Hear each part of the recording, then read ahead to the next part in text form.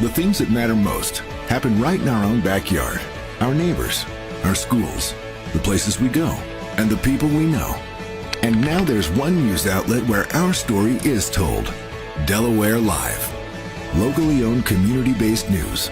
Free to every reader, because Delaware's future belongs to all of us. Quality journalism we can trust to help us take on the day.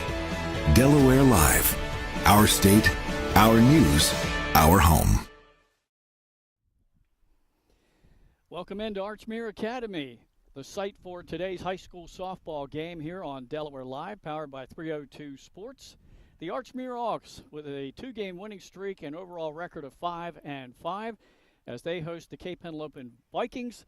Vikings we have ranked number 9 in this week's top 10, and the Vikings an overall mark of 9-5. Their last game they had a 9-6 win over top 10 ranked Milford, and they will take on the Henlopen South champs, Indian River Indians, later this week on Thursday. Thanks for joining us here on Delaware Live. I'm Glenn Fraser alongside Shanna Timmons, Jason Winchell producing, Nick Halliday on camera. Great day for softball here outside at Archmere, and a first for us in a couple of different ways. First time we've ever broadcast a live stream here from Archmere Academy for softball. Shannon, let's take a look at the two teams. We'll begin with the visitors from Cape Henlopen. Originally, this was their home game on April 29th, but due to wet fields, it had rained, I think, for 48 hours before that. They postponed the game, and the two ended up agreeing to come up here. So, again, we just mentioned it. They beat Milford 9-6. They've had a couple of good wins lately, and they seem to be peaking at the right time.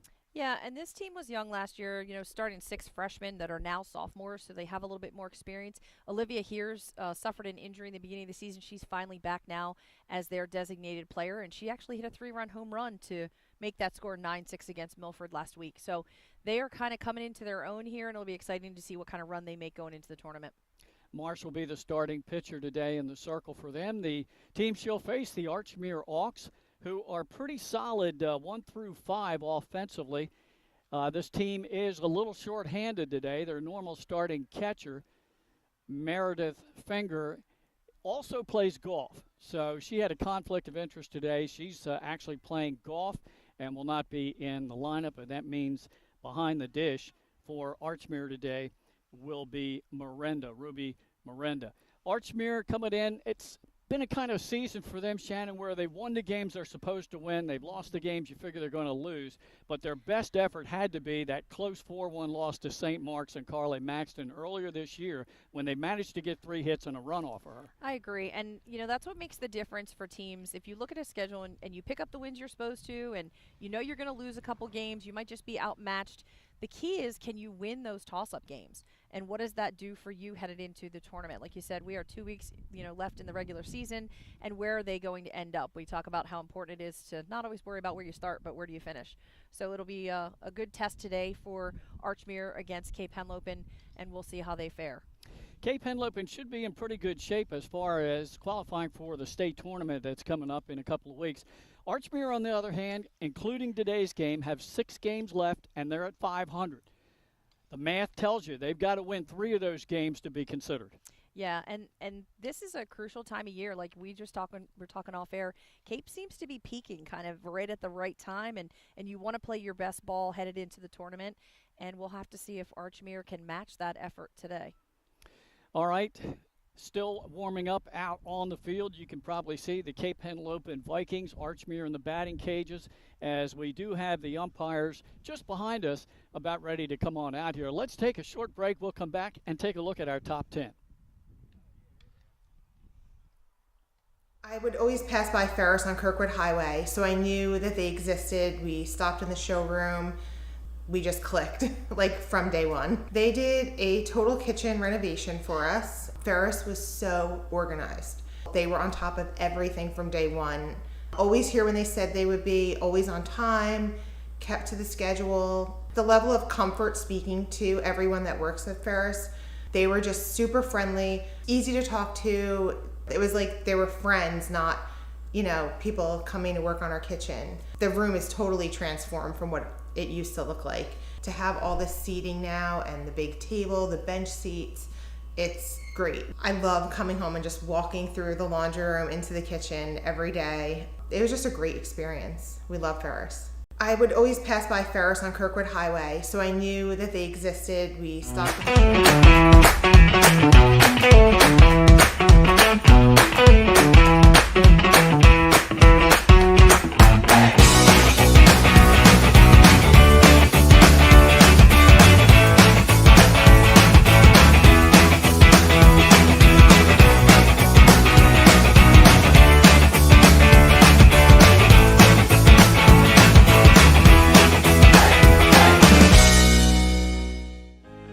Welcome to Premier Physical Therapy and Sports Performance. We're a locally owned outpatient physical therapy practice with convenient locations in all 3 counties in Delaware. At Premier, we have experienced physical therapists with advanced credentials, but their hospitality, passion, and enthusiasm is what makes the difference for you. Find our convenient locations at premierptsp.com. You may have tried physical therapy, But have you tried Premier? Welcome to Premier Physical Therapy and Sports Performance. We're a locally owned outpatient physical therapy practice with convenient locations in all 3 counties in Delaware.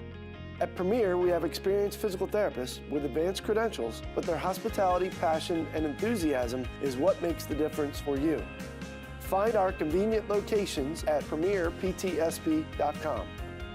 you may have tried physical therapy, But have you tried Premier?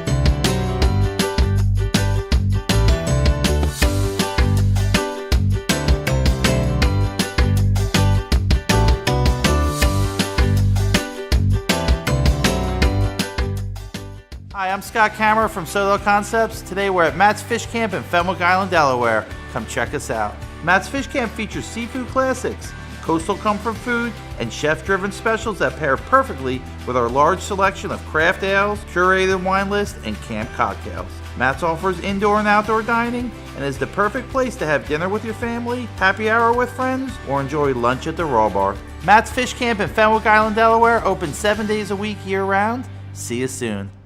Hi, I'm Scott Kammerer from Solo Concepts. Today we're at Matt's Fish Camp in Fenwick Island, Delaware. Come check us out. Matt's Fish Camp features seafood classics, coastal comfort food, and chef-driven specials that pair perfectly with our large selection of craft ales, curated wine list, and camp cocktails. Matt's offers indoor and outdoor dining and is the perfect place to have dinner with your family, happy hour with friends, or enjoy lunch at the Raw Bar. Matt's Fish Camp in Fenwick Island, Delaware, open 7 days a week year-round. See you soon. Hi, I'm Scott Kammerer from Solo Concepts. Today we're at Matt's Fish Camp in Fenwick Island, Delaware. Come check us out. Matt's Fish Camp features seafood classics, coastal comfort food, and chef-driven specials that pair perfectly with our large selection of craft ales, curated wine list, and camp cocktails. Matt's offers indoor and outdoor dining and is the perfect place to have dinner with your family, happy hour with friends, or enjoy lunch at the Raw Bar. Matt's Fish Camp in Fenwick Island, Delaware, open 7 days a week year-round. See you soon. Hi, I'm Scott. All right, we're back here at Archmere Academy. Coming up in about 15 minutes, first pitch here on Delaware Live, powered by 302 Sports. The Hawks at 5-5, Cape at 9-5. 2 weeks left in the regular season as the first round of the DIAA state tournament is scheduled to begin on the 23rd of this month. The top 4 teams remain the same in our weekly rankings. However, there are at least 10 other programs that certainly are proving worthy of a spot in our poll. That shows to me, Shannon, the parity in Delaware softball this season as we approach what should be a very competitive tournament. I would agree. You know, some of these teams have really dialed in with pitching and hitting, and I think probably the most solid team all the way across the board still remains Caravel, which you have, you know, as your number 1 this week, just because some of the opponents that they've played and how they have fared in those. But they have people knocking on the door all the time ready to challenge them, and I think that's reflective in your top 10. Yeah, they had a close game last week against DMA. They only won by 1 run. DMA at 7-4, one of those teams that are being considered for our top 10 rankings. And despite falling to Smyrna last week, Sussex Central did lock up the Henlopen North title Indian River has secured the Henlopen South after their win over Laurel last week. Those two will receive automatic berths in the upcoming playoffs, and they will meet, I believe it's this weekend at Sussex Tech for the Henlopen Conference Championship game. And talking about Laurel, they're playing at Caravelle today, so that's another important matchup. We need to see how that plays out this afternoon as well. Actually, they have just started that game. That was originally going to be later. They pushed it up to 5, and now they've apparently rescheduled it again. So they are playing right now, Caravelle and Laurel. Once again, the Hawks we have ranked at number 1. Not only did they get the one-run win against DMA last week, they also beat Appoquinimink on a game that we did. They beat Delmarva Christian on Saturday in a game that I heard Kaylin Yoder did not start in the circle, but she did come in later in the game, but apparently the damage was already done. I believe it was 6-1 after the first inning, and they had Lily Hutt pitching. I guess, I don't know if it was just to try to save Kaylin Yoder, give her a little bit of a break at this point in the season, or so that Caravelle doesn't get much more of a read on her as they did when they played that night game we had at Caravelle. Whatever the reason, they dug themselves a little bit of a hole that I just don't think they could get out of. From what I understand, Kaylin came in the second inning, so they ended up with 8 runs for Caravelle, so she only gave up 2 once she came in and got settled. So, again, probably I'm assuming a great effort. I wasn't there, but great effort, I'm sure, by Kaylin. When she comes in, she's pretty efficient, so she's an exciting pitcher to watch. I talked over the weekend with Rachel Fetterman, the head coach of the Royals, and she said, yeah, we got off to a little bit of a rough start, and after that things kind of settled down. But she says things are coming together. She likes where the team is headed, and we had them ranked number 2 with a record of 11-2, and both of those losses are to top-ranked Caravelle. They've got a big game coming up this week with Laurel on the 11th. Yeah, and we've seen Laurel lose 2 in a row, and I'm not sure if that's just the opponents they're facing or if they're having some difficulty kind of getting things going. But Laurel, and listen, Jody Green is a great coach in Laurel, and she will have her team ready. Even if they have, they stumble a little bit, they have a little bit of a dip in their schedule, she will have them ready come tournament time for sure.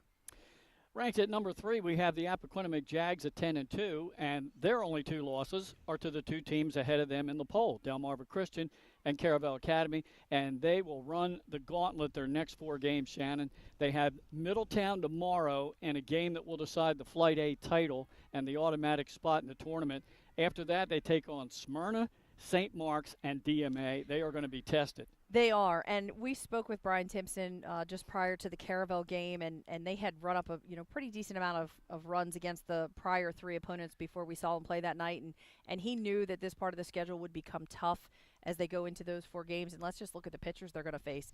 Founds at Middletown's throwing well. Roscoe and Slaney at Smyrna throw pretty well. Of course, Maxton at St. Mark's. I mean, they are headed into the thick of the pitching for sure.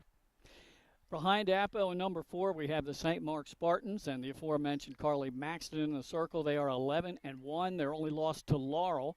They will face Sussex Central, Appoquinimink, and DMA in their final 3 out of 4 games. So they've got a tough schedule down here as well. They do. Facing Madge Layfield and Savannah Laird, Ayla McCathern at Appo. It's crazy. We said this earlier on, how all these teams are just losing to each other in the top 10, and it really hasn't changed much in the past couple of weeks. Indian River's the Henlopen South champs. We moved them all the way up to number 5 in this week's poll. They have an overall record of 12-3, and they have 8 straight wins. So them, along with Caravelle, are definitely the hottest 2 teams in the state right now. They will meet Kate yet, and they have to take on Caravelle. That's 2 of their final 3 games. And early on we spoke, if you rewind some of our film, that is the team we kind of picked as like the sleeper team that wasn't really doing a whole lot early on. We didn't really take a look at them. They weren't in your top 10 right away, but that is the team to watch. And I still believe that. They are also another team that's going to peak at the right time and head into the tournament really, really strong. Their pitching, again, is second to none. Kinsley Hall's throwing really, really well right now, and they have a defense built behind her. So they're going to be a force to be reckoned with. Then we come to 6 through 10, and I go beyond that. I'll tell you 6 to 15, it was tough to really pick and rank them in some kind of order. So at number 6 this week, we have the 10-4 Lady Spartans from Lake Forest, who have wins over Sussex Central and Laurel. They're going to have a couple of tough games this week as they have to take on Delmarva Christian and Milford. And I think Lake's a team that I know they're young. Yeah. They're very young this year, and I think early on, they just had to figure out who they were and how they were going to play and what their style was going to be. And I think as the season has gone on, they have found that. They've found their comfort level playing together with each other and, making that jump from a middle school to a varsity level. Just took them a little bit of time. We saw them when we did the Smyrna game, and Smyrna, got out on them big towards the end. But they've had some critical wins here lately, so it'll be interesting to see where they end up in the mix too. At number 7, we have the Golden Knights of Sussex Central, who peaked at number 2 earlier this year, but have suffered some losses to Lake and Smyrna coming down the stretch. So they're coming in at number 7, 11-3. They still have to play St. Mark's and DMA. And I think the key for Central is going to be hitting. They're in a little bit of a hitting slump. I know they graduated some of their big hitters last year. Kate Evick is no longer there, and they those are kids that are hard to replace in John Wells's lineup. So I think the key for them is to get their hitting back on track. After the Golden Knights, the Bulldogs of Laurel at number 8 with a record of 12-4. They had an 8-game winning streak, but they've lost the last 2, and they're playing at Caravel right now. Tough task today for Laurel. Sure, but like I said, Laurel's always going to be well prepared, well coached. Jody knows the game, and she's really good at motivating her players, so no worries about Laurel. Then we have the number 9 Cape Henlopen Vikings, moved up 1 spot in our poll this week. The last game they knocked off Milford 9-6. They have to take on Indian River Thursday. It'll be a big game for them. It will. And Abby Marsh is throwing really well right now for the Vikings with a backup of Bree Windish if needed. And he's got a lot of flexibility. These are some athletic kids that can play multiple positions. So he has options in the lineup. And, if somebody is not getting the job done, it's kind of a next man up mentality, it seems like, for them. And rounding out the top 10, the Milford Buccaneers at 11-2, and they will play Lake on Thursday. So that'll be a good matchup down at the bottom of the top 10. And they're just coming into kind of the real meat of their schedule as well. They've played some games that may not have challenged them as much, but they are going to start to see some teams here later on that are going to present a challenge, and we'll see how they respond to that. Kalia Reynolds on the mound for Milford's doing a great job, and has been really successful this year, kind of come into her own as well. That's our top 10 for this week. Now, we have about 4 or 5 teams that are on the outside looking in, and I mean they're right on the cusp. Those include the Middletown Cavaliers at 9-3, and again, they play Appo tomorrow. They get a win over Appo, they're in the top 10 somewhere. Then DMA at 7-4, again, a squad that played Caravel tough last week. Smyrna at 9-6. It's been hard to figure them out this year. Had some really good wins. They had some head-scratching losses. Also, the same thing can be said about Polytech with a record of 8-5, and then also the Padua Pandas at 8-4. And I think all of those teams we're going to see qualify for the postseason. I do as well. And again, Polytech is one that stands out. They were kind of hit and miss for a while. They ended up 3-3. They'd win a game, they'd drop a game. It seems like they were going back and forth, but they have found their stride, and Everton is pitching for them well, and Sherman at Padua, Roscoe at Smyrna. These kids, and some of these kids are young. Like Roscoe's just a freshman in Smyrna, and I've been really impressed to watch her work out of tough situations too. Sometimes she gets some runners on, and she doesn't seem to get flustered. And of course, Founds at Middletown is lights out when she's really on. So, I'm a pitching person, so and it's super important in our game. But so I know I draw a lot of attention to the pitchers, but they are the people that pace the game and hold the ball every single pitch, and are responsible ultimately for kind of what happens. So credit to the pitching this year across the state for girls softball in high school, and how committed these players are and how much they've worked at their craft, and certainly they're always leaders for their team, whether they want to be or not, just because they stand in the circle. So just absolutely congratulations to the pitchers across the state. They're doing a great job. I agree, and I think we're going to see a couple of underrated pitchers in the state in today's ball game. And I'm going to start with number 3 in the circle right now, warming up for Archmere, Tori Connor. Connor has had a very good career here. She's a senior, and she's going to have a tough week. I believe they have 4 games this week to play. So the hope for her today is to limit the pitch count so she'll be fresh for the games coming up. They'll turn right around and play tomorrow against Newark Charter down at Folk Park.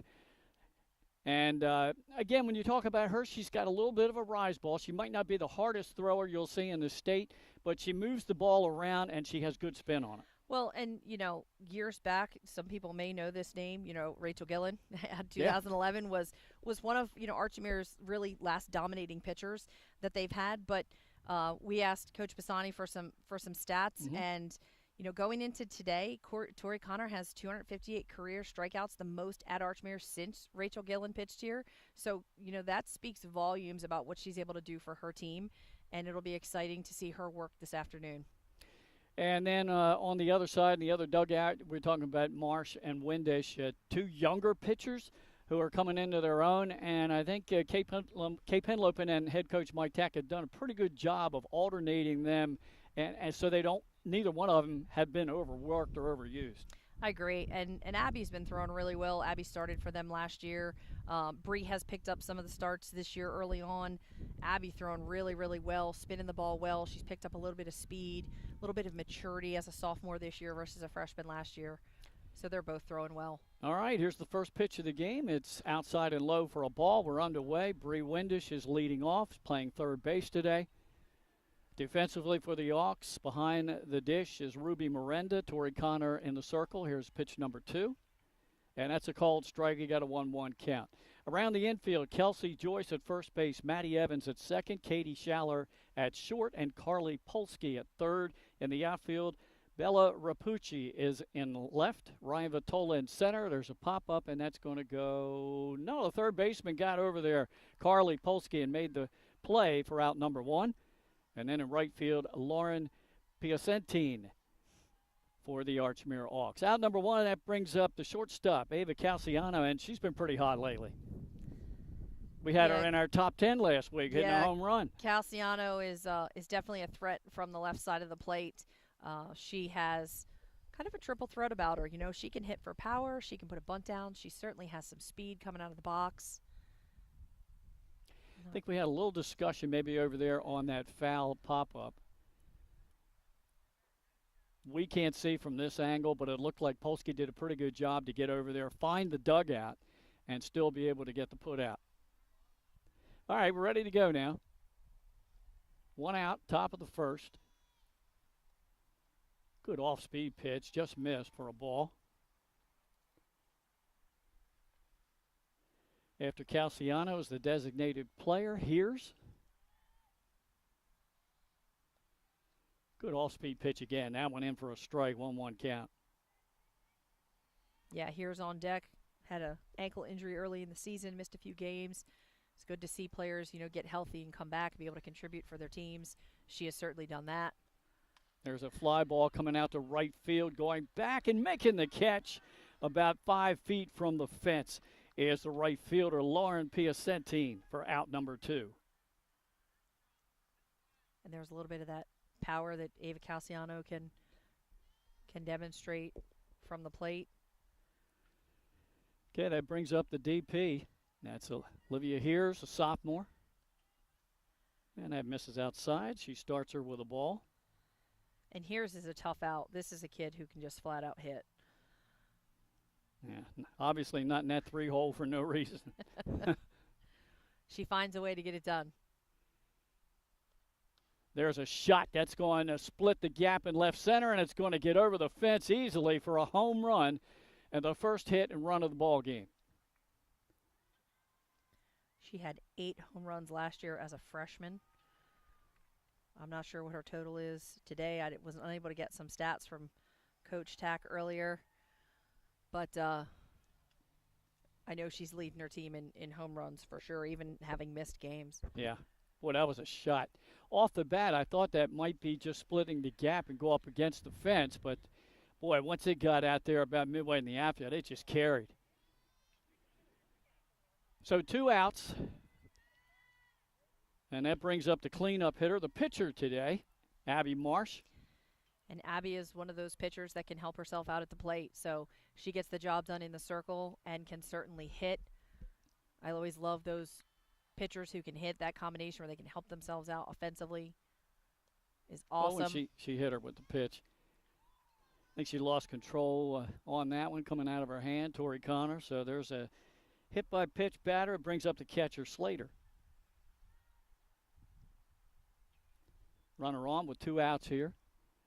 And a run across in the top of the first on Here's home run. Slater looks down to the coaching box down at the third base. Marsh with some speed. I won't be surprised. This Tack's giving some signals if he sends her. Well, she stepped off early. And that was not called. That's a ball.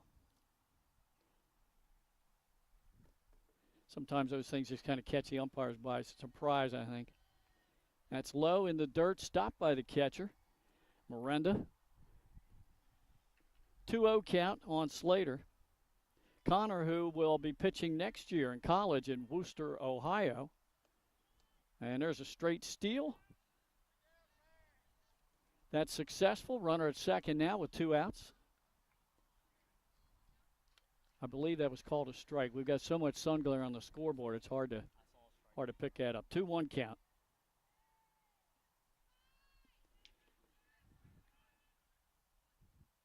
Slater back in the box. Connor's delivery.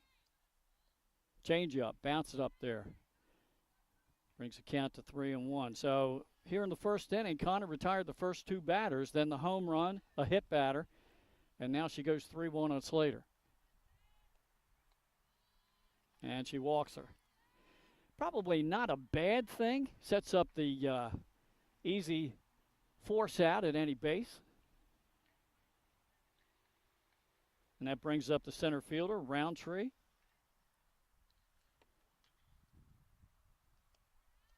It's called strike. Connor gets ahead in the count here.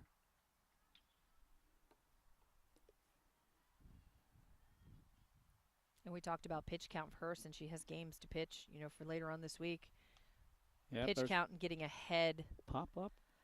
Caught in foul territory by the first baseman, Kelsey Joyce, and the top of the first has come to an end. But after getting the first 2 batters, 3 straight reach base, 1 run on the homer by Hears, and that was the only hit. 2 left on, no errors against Archmere. So Cape on the board with a run. Let's see what Archmere can do now. They'll have Tori Connor, the pitcher, leading off. She has a .520 batting average this season. Career is .468. Those are gaudy numbers. Ryan Vitola, the center fielder, who has a career average of .304. She's a little off the senior year with an average so far this year of .250. And Carly Polsky, the third baseman, third batter in the bottom of the first. She has a .400 average this year, was all-conference field hockey last year. A couple of the softball players on Archmere also playing field hockey and accounted themselves quite well. And I'm going to skip back to Ryan Vitola. There's a little story behind her today. As Glenn sits here next to me, that is his granddaughter. So we get to enjoy the game, and he gets to watch as not only as a broadcast person, but as a proud grandfather, to watch her play center field today for the Auks. And she does have some ridiculous numbers. Good for her. Yeah, stolen bases 36 all time. I think had, I'm had more a, impressed. Had a sister that I recall being really fast at Apo too. So yeah, and doing quite well for playing UNCW. in college. Yeah. Yes. So that speed runs in the family. And if there's one number that stands out to me for Ryan, I'm impressed with her career putouts. 95. Wow. And you don't usually see a center fielder with those kind of numbers. First baseman, sure. Catcher, yeah. So 5 more this year, and she would reach that plateau of 100.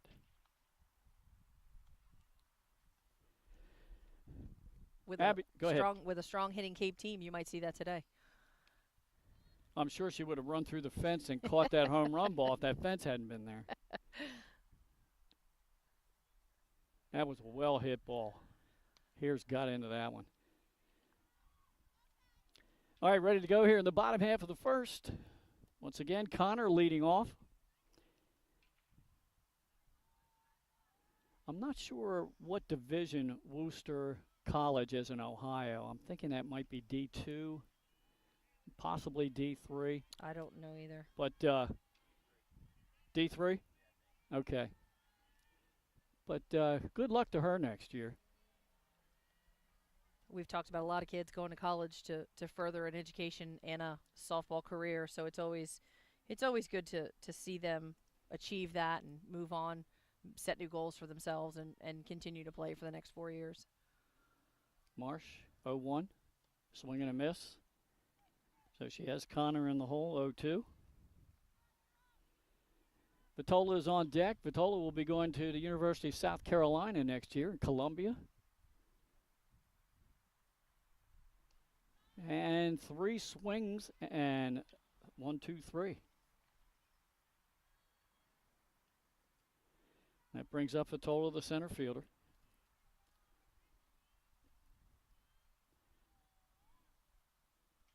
And I wouldn't be surprised to see her lay down a bunt. Looks like third base up a little bit. Same thing with first.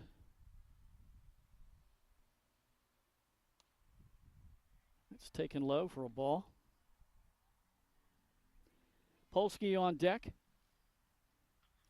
And if she has wheels and can place a bunt in the right spot, she could get that job done easily. And she swings through that pitch. Evens the count of a ball and a strike.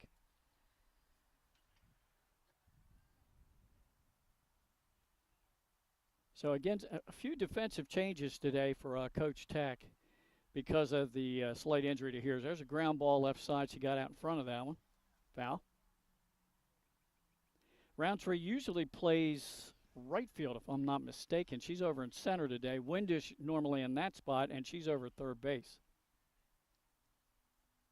He's got some flexibility with outfielders. We've seen a couple different defensive schemes from Cape in the outfield due to injuries in different places, and having to pull Bree Windish out of the outfield and put her at third to play for Olivia Hears, who's now back DPing off that ankle injury. We've seen a little bit of a shift in the outfield. 2 batters, 2 strikeouts, both swinging for Marsh. Now she faces Polsky. 400 average on the season. Just a sophomore. Got out in front of that pitch. Fouled down the left field line.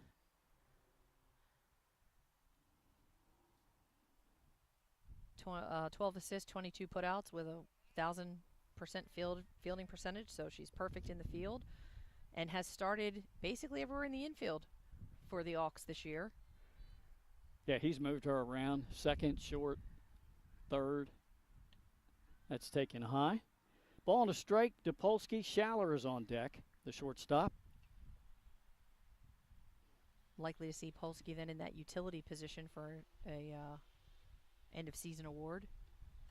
Pops it up left side, shallow left, and taken care of by the left fielder, Ava Simeone. 1-2-3 inning for Marsh. We have played one here at Archmere Academy, 1-0 in favor of the visitors from Cape Henlopen. Back after this on Delaware Live, powered by 302 Sports.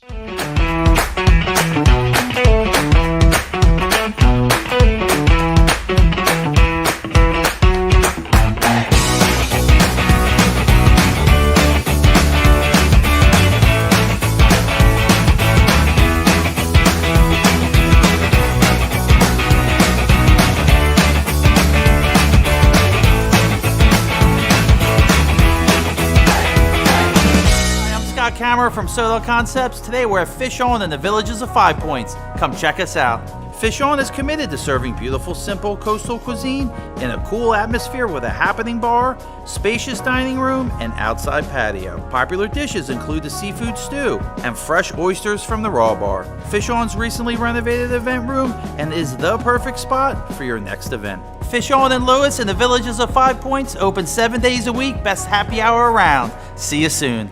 Hi, I'm Scott Kammerer from Solo Concepts. Today we're at Fish On in the Villages of 5 Points. Come check. Back here for the top of the second here at Archmere Academy. Great day weather-wise for a softball game. Just a slight breeze.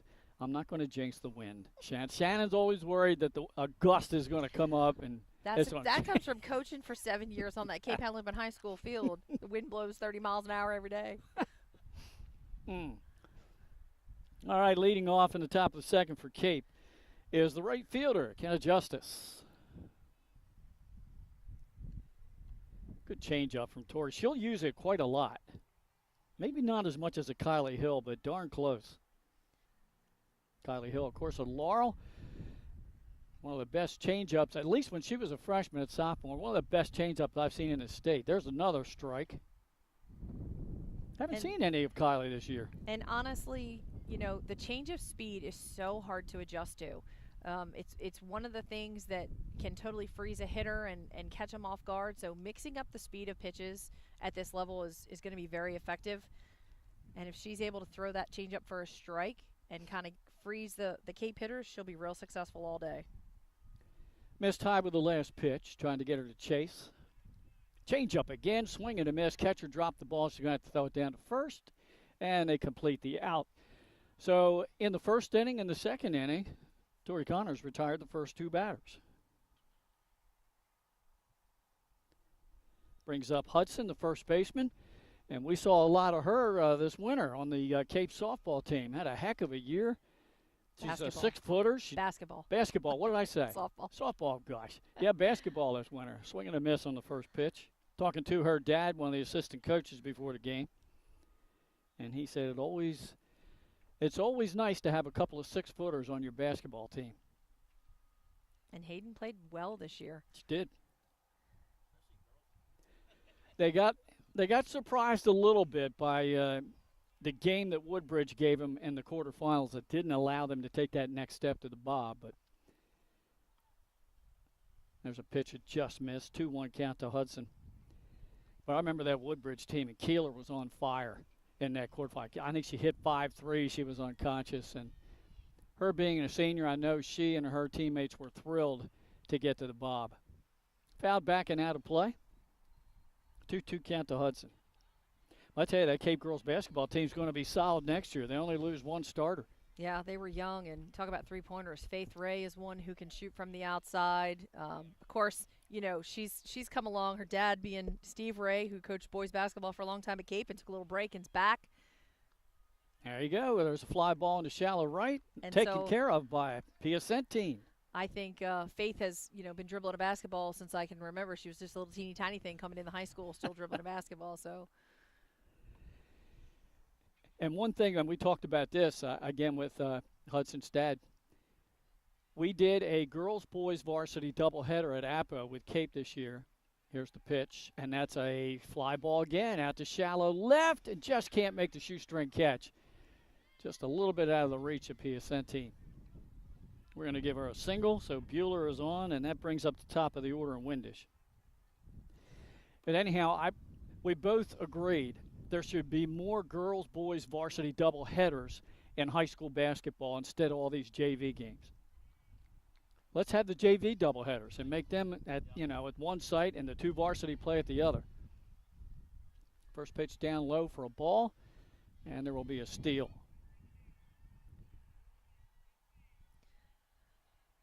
And we will see this Cape team run the bags. They do steal a lot of bases. We've seen that from them all year consistently. Decent speed throughout the lineup. They certainly have that. That pitch taken outside. 2 balls, no strikes to Windish. She popped up in foul territory to the third baseman last inning. 2 outs here. And that's taken outside. Counted goes 3-0. So Connor has retired the first 2 batters both innings.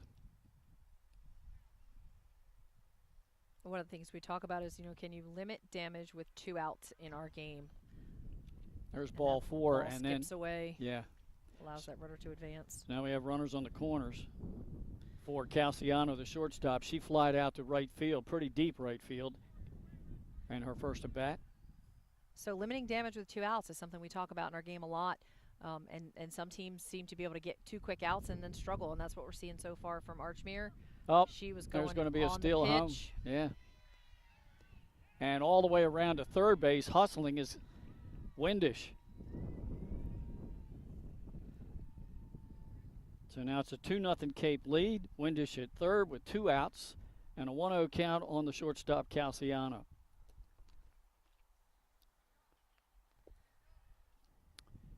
Ruby Miranda's going to have to be careful here that she blocks everything, doesn't let it get past her. With 2 outs, trying to strand that runner at third base. Connors 1-0 delivery. In there for a called strike, 1-1 count. And I would think if you're Torrey Connor, you want to try your best to get Calciano out and not have hairs come up with a couple of runners on. Change up. Second base. Bobbled, throw to first in time, and they get out of a little jam, only allowing one run. So first two at bats for Cape. They score a run each inning, and they're up 2-0 as we head to the bottom of the second. Well, your impression so far of this one? Well, again, Cape is not quite getting all the ball in all their at-bats, so that's an adjustment they need to make and barrel it up a little bit better and get some balls in the gap if they're going to continue to score runs that are not on mistakes by Archmere. And I think Archmere has to – they're getting 2 quick outs, and so she's doing her job. She's not walking them, but they have to limit the damage with 2 outs. 2-0 lead for the Cape. This inning, the Hawks will have Schaller, the shortstop, Joyce, the first baseman, Miranda, the catcher, due up. See if they can't get something going here in the second inning against Abby Marsh. And Marsh will throw a nice mix of pitches. She has a changeup. She has a rise ball. She'll go east and west a lot with a screwball and a changeup. Spins the ball pretty well.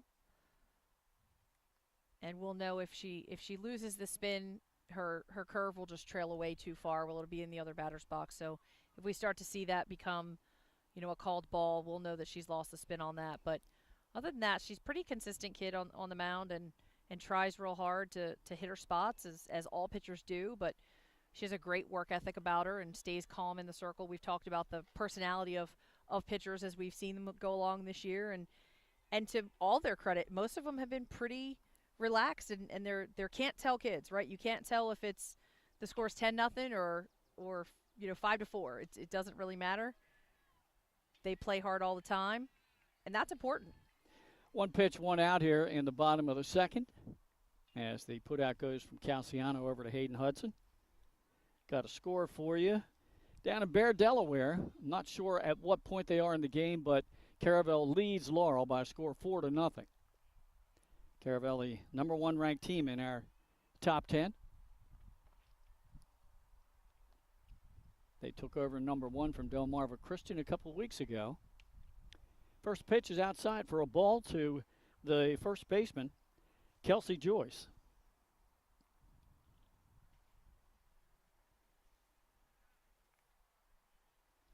And should Laurel lose that game today, it would be 3 straight losses following an 8-game winning streak. All depends on who you hit at what time of the season and how your kids respond to that. Kelsey Joyce, the batter now, is a senior first baseman. He's been a 3-year starter here at Archmere. She actually pitched in 2 games too, so willing to go into the circle. That's always important to have a couple of those kids that are willing to step up and help a team out when needed. And it's headed to Auburn next year. How about that? 2 balls and a strike. There's a foul straight back. Evens the count at 2-2. Ruby Miranda's on deck, catching today. And she's been splitting that duty with Meredith Fenger, and Meredith also on the golf team, so that's why she's not here today. And she's just a freshman. Yeah. One of the leading hitters on this team, Meredith Fenger. Playing 2 sports at the same time. Yeah. Swing and a miss. Another strikeout. That's strikeout number 3 for Marsh. 2 gone here in the bottom of the second. That brings up the catcher, Ruby Miranda.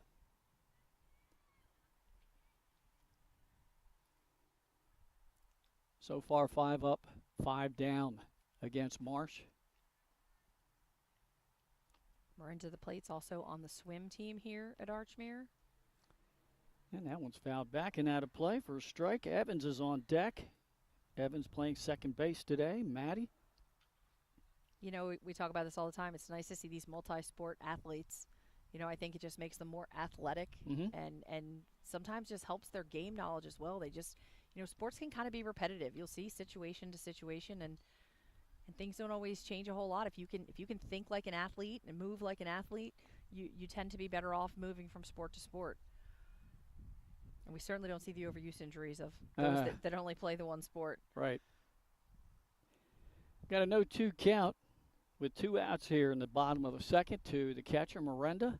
Ground ball, Left side, going to the hole, making a good play. Calciano, she throws across the diamond, and that's a great defensive play by the shortstop to retire the side here in the second. 2 innings in the books, and it's 2-0 in favor of Cape Henlopen here on Delaware Live, powered by 302 Sports. Wraps, signs, banners, and promotional items that can help your business stand out from the rest. Looking for an excellent way to convey a professional image? Customized promotional products are the perfect way to target new customers, increase employee retention, and boost your brand awareness. Let the professionals at Cassidy Graphics bring your advertising ideas to life. Give them a call today at 302-326-2412. Again, that number is 302-326-2412. Again, Cassidy Graphics brings your advertising ideas to life. Wraps, Hammer from signs. Solo Concepts. Today we're at Matt's Fish Camp in Fenwick Island, Delaware. Come check us out.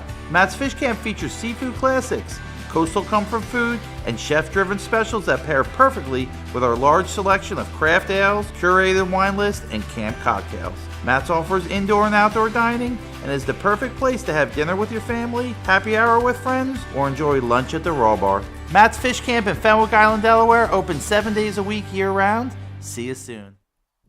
We're headed to the top of the third inning here at Archmere Academy with 9th-ranked Cape Henlopen at 9-5. One of 2 games for them on the week. Thursday they'll be taking on Indian River. And then they finish, I think it's senior day, against Conrad next week. Mm-hmm. So they're one of the teams that's been able to get most of their games in. However, this was a scheduled game from April 29th, so this was a makeup. But pretty much they've gotten their schedule in. There are a lot of teams that have to play 5-6 games yet.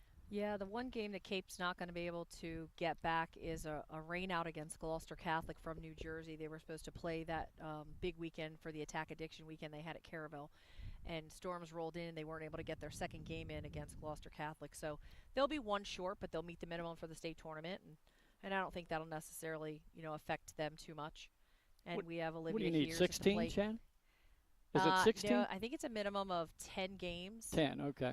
To be considered, but then you have to meet all the other criteria. You have to be 500 and get your point index calculated, which is, we joke all the time about the algebraic equation that becomes for softball. Yeah, right. Another fly ball. This time she didn't get all of it. Left fielder comes over, can't make the play. Vitola will pick it up and get it back into second. So 2 for 2. Here she drops a single in after she backed him up with that first inning home run. She's at first. That brings up Marsh, the pitcher, who was hit back in the first inning and stranded at second base. And she was hit on the first pitch, so she hasn't really seen Tori throw yet. Way out in front of that one, fouled it off down the left field side. 0-1 on her. Yeah, so we talked about Cape. I'm thinking probably safe to qualify for the tournament with some of the wins they've had and the record at 9-5. Archmere has work to do because including today, they have 6 games left. They're 5-5. So if you do the easy math, they have to be at least 500. That means they have to win 3. And then strength of schedule will count as well. Cape's schedule by design is playing some of those New Jersey teams. They play a lot more games than we play in Delaware. So by design, they're going to have a really good point index. And again, it's a special formula to calculate. Ground ball, hot shot to third. Nice Polsky gets it. She tries to go to second, and the throw sails into right field. They'll pick it up, but the runners are going to end up at third and second on an error there, I guess, on Polsky on the throw.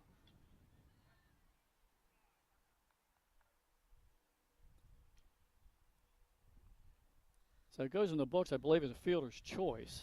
And then an error on the throw to allow the runners to move up to second and third. Correct. And that brings up the catcher, Slater, who drew a walk her first time up and takes ball 1. The shame of it is the third baseman made a great stop on a hard hit ball. Yeah. Carly Polsky doing a great job at third, just couldn't get the throw over there. That misses outside, 2-0 count. So the good thing about Slater, if she doesn't make a liar out of me, she typically hits to the right side of the field. She's got a little bit of an inside-out swing. She hits to the right side of the field, which puts that ball behind the runners. We talk about all the time. You want to hit behind your runners. Right. It's easier to score the runs. And she's a kid who 9 out of 10 times is hitting this 3-4 hole between first and second base or putting it back up the middle. So see what she can do here. Got a change up and fouled it back. So that evens the count at 2 balls and 2 strikes. No outs here in the top of the third. Runners at second and third. After Slater comes the center fielder, Roundtree. Oh, she went down and dug out a low pitch and fouled it right over the Archmere dugout. It's the first inning we have seen, Cape get the first 2 runners on. That's right. Previous 2 innings, Connor had retired the first 2 batters. Another foul back. Count holds at 2-2. And you talk about point index. When you look at Archmere, they played some pretty solid opponents too. They played Apo, they played St. Mark's, they played Delmarva Christian. So that's all going to help them. Absolutely. If they can get to the 500 mark. Absolutely. Swing and a miss at a low pitch, and there's the first strikeout of the game for Connor in the first out of the inning. Second strikeout. Yep. She struck out Justice last inning. Justice is on deck. Roundtree is at the plate. Roundtree had that little pop-up foul to the first base side. Hits it out towards center. Going back. Just got over the head and then through the fence. It'll be a ground rule double, and both runs will score.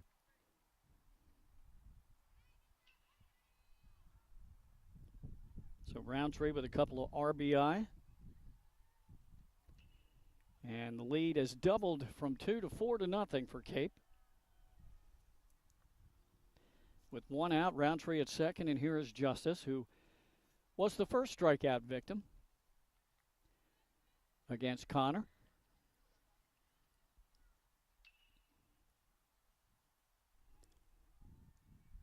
A pretty good poke that time. Change up, right through the 5-hole. Over at third, throw in, cut off, and Cape will have runners on the corners with 2 outs.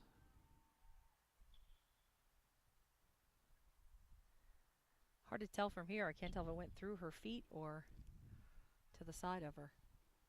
Nevertheless, that's 5 hits now for Cape. 3 in this inning. And with runners on the corners, Archmere will just let the runner take second. That's defensive indifference, not a stolen base. Hudson, the batter. She flied out to right field in her first at bat. Ground ball out in front of it. Fouls it right to the first base coach. Ball and a strike. After this half inning, we're going to take a look at the remaining schedule for Archmere. So I told you they have about 6 games left. There's a swing and a miss at a high pitch out of the zone. And that's the 3rd strikeout. For Tori Connor, that's out number 2. That brings up Bueller, who singled and scored last inning.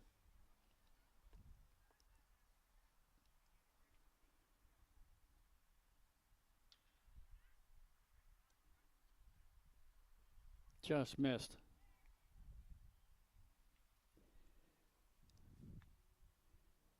And I went back and watched some of our broadcast, our live stream on demand that we did with Apo and Caravel the other night. That one misses for another ball, 2-0. And we were told in the beginning that we were having graphic issues. It was just black. Apparently, we got those corrected before the game even started because Jay was doing a great job. I mean, he was right on it. There's a shot left field, right at the left fielder, and the final out of the top of the third. But a couple of runs for Cape. So as we go to the bottom of the third, the Vikings now lead the Hawks by a score of 4-0. Take a look at Archmere's schedule. Now, I mentioned they're 5-5. You have to have at least a 500 schedule to even qualify for the state tournament. So they play tomorrow at Folk Park down near Newark against Newark Charter. That might be a tall task for Archmere. I think Newark Charter typically is a very good program. I don't think they're to the caliber that they have been in the past. I agree. We've seen them, as far as the season goes, kind of drop some games and win some games, and they're kind of sitting in that range too, where it's a toss-up for them. Yeah. So that's like maybe a 50-50 game. Archmere, I think, definitely has a shot in that one. But then the next 3 games, I think the Hawks would be favored against Christiana, Ursuline, and Brandywine. I So agree. I think that's a key right there, Shannon. If you've got 5 wins, if you get those 3, you should be sitting pretty good for an opportunity to get into the tournament, because then they finish with Charter of Wilmington, and then they have to go down to Seaford for the final game of the year. And Seaford's another team's hard to figure. They had a good win against Woodbridge the other day. Yes, and so they're kind of a team that's up and down a little bit at the same time. I think what favors Archmere is some of the strength of schedule that they've played to this point in preparation, and I think this part of their schedule, it will allow them to be 500, if not better, and strength of schedule hopefully to help them out in the calculation and the point index seeding for the tournament. And I do think they're a team that can find themselves in the mix. All right, ready to go here in the bottom of the 3rd inning. Archmere still looking for their first base runner. They'll have the bottom of the order. Maddie Evans, the second baseman, will lead off. Then the left fielder, Bella Rapucci. And then the right fielder, Lauren Piacentine. Facing Abby Marsh. And first pitch is high for a ball. Abby has recorded 3 strikeouts in the 6 batters he has faced so far.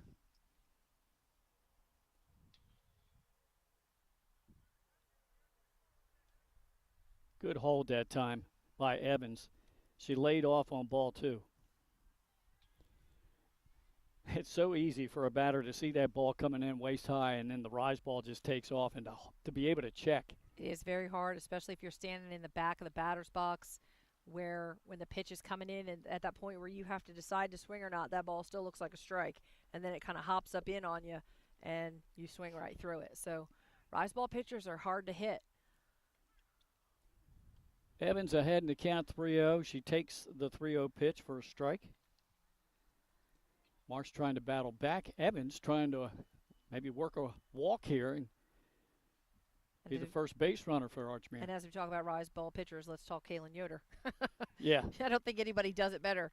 She has the velocity to really get that pitch to come in and break a little bit late, and it skips up in the zone a couple of inches. Very, very difficult to hit. First base runner of the ball game here in the bottom of the 3rd for Archmere, and that brings up the left fielder, Rapucci. Showing bunt, she offers, and did not pull the bat back in time. It's a called strike.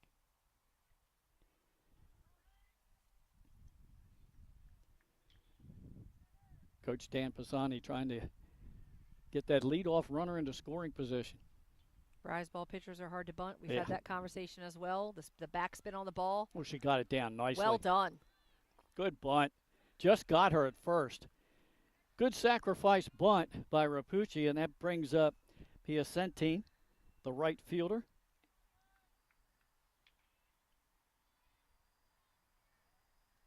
Talking about them being hard to bunt because the ball spins and has a backward spin, and as it rises, they tend to pop those up a lot. We've seen a lot of that throughout the season.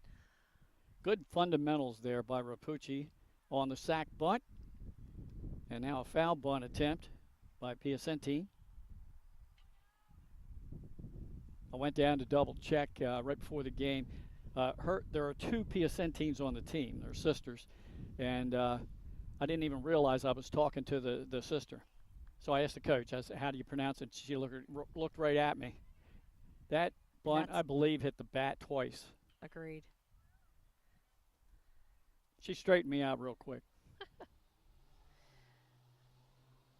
And then the coach said, well, you're talking to her sister. I think we're pretty good with names for the most part. Every once in a while we get one thrown in that we have to check on, but I think we do a pretty good job with the names.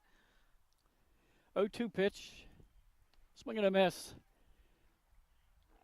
2 gone here with a runner at second. Brings up the top of the order, and Tori Connor, who struck out in the 1st inning.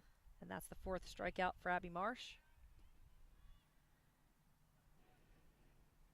And one of those 4 is at the plate right now. Second time you face the pitcher. Let's see if Tori can make contact. Now she does and fouls it straight back and out of play. 0-1 count. Vitola on deck.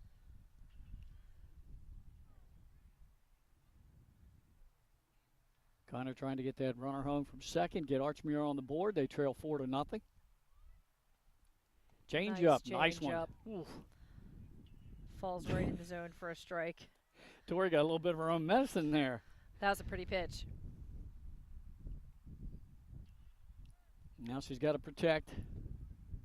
And she drives it right to the shortstop for the final out of the inning. Good contact, line drive, but Archmere unable to push across a run. We have played 3 innings here in Claymont, Delaware. It's Cape 4, Archmere nothing on Delaware Live, powered by 302 Sports. High Five Hospitality, founded in 2004 when 3 guys teamed up to introduce the Buffalo Wild Wings franchise to Delaware. To date, they operate 8 Buffalo Wild Wings in Delaware and Maryland.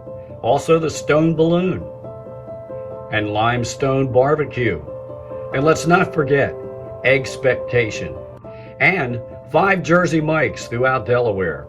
High Five Hospitality's mission is to operate 5 brands that serve high-quality products with exceptional hospitality. Welcome to Premier Physical Therapy and Sports Performance. We're a locally owned outpatient physical therapy practice with convenient locations in all 3 counties in Delaware. At Premier, we have experienced physical therapists with advanced credentials, but their hospitality, passion, and enthusiasm is what makes the difference for you.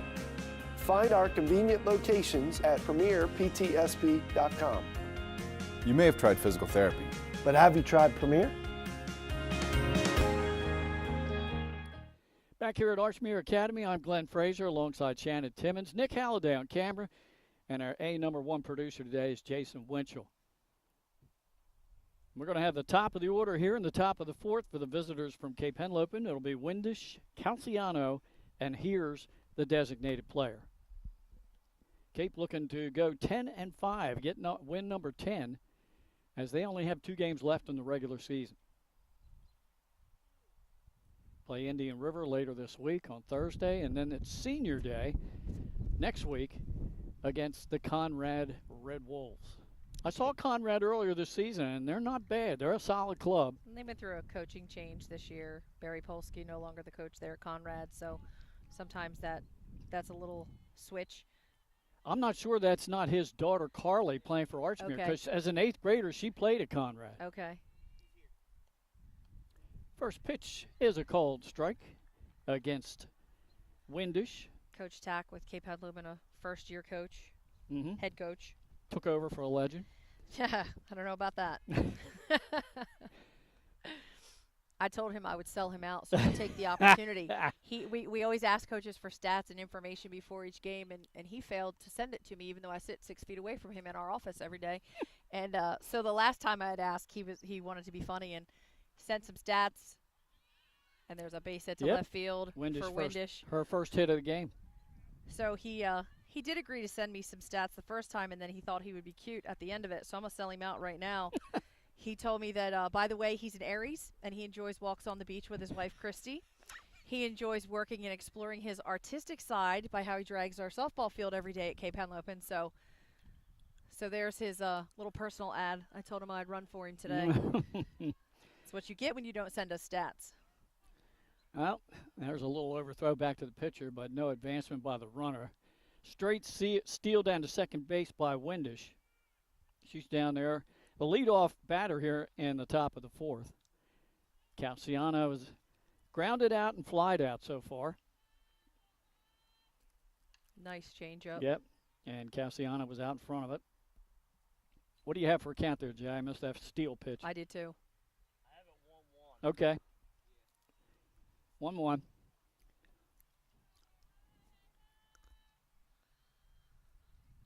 And the scoreboard, the sun's just on the scoreboard where it's tough to see. Oh, another changeup off the second base, but first baseman to second. Did they get the out? No, they called her safe. That went hard off of Joyce, bounced right to the second baseman, Evans. She threw it back to Joyce. Close, bang, bang play at first.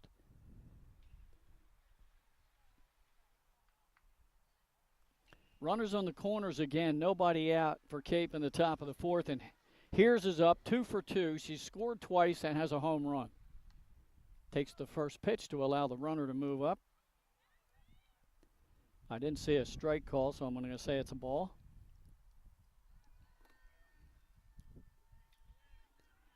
So here's backed up the outfielders after that home run. Then on the second bat, she blooped one. Here's a hard shot. Good backhanded nice pick stop. by the shortstop. Won't be in time across the diamond, but good stop there to momentarily save a run. Good play by the shortstop, Katie Schaller. Another RBI. We saw Cassiano make that similar play in a previous inning, going into that hole with the backhand. Another RBI for Hears. Fouled back. Strike one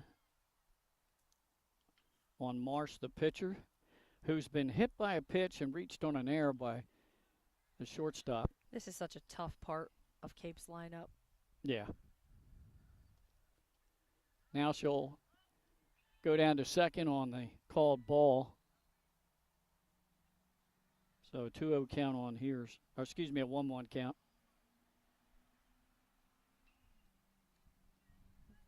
On Marsh. Fouls that out of play. Yep. Ball and 2 strikes on Marsh. Calciano stands on third. Olivia Hears on second. No outs.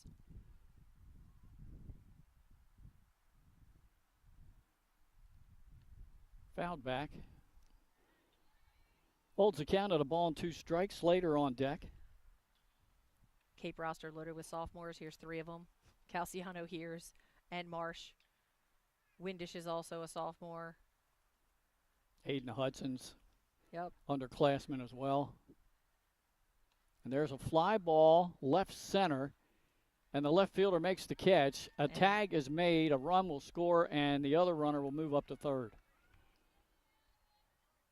So Marsh officially 0 for 2 in the game. That brings up Slater.